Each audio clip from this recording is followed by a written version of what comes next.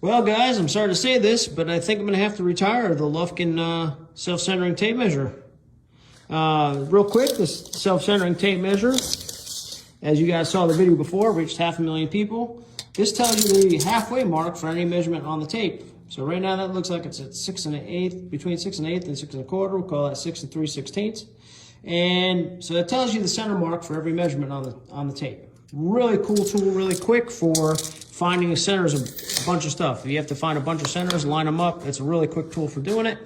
When I showcase that, like I said, that video reached about 500,000 people, and REEKON Tools reached out to me and said, hey, we're going to send you this tape measure, tell us what you think. And I'm like, all right, shoot. But I was a little skeptical on some digital tape measures. But check this out. This tape measure has a center finding function. Look at that. Real quick. Boom. But that's not all. Check this out. If I want to go ahead and toggle the units, check this out.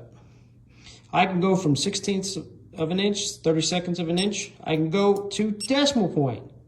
How many times do we need to go from fractional to decimal points dealing with measurements?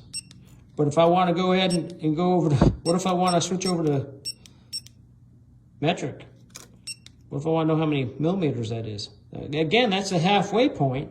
So if I don't want to do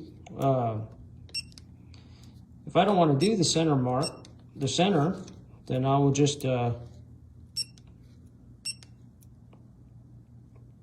again. So I'm out of center now. So I want to toggle the units back.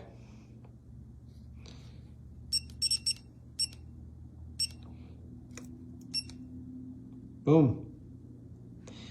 To me, that's a very powerful feature of this tool right here.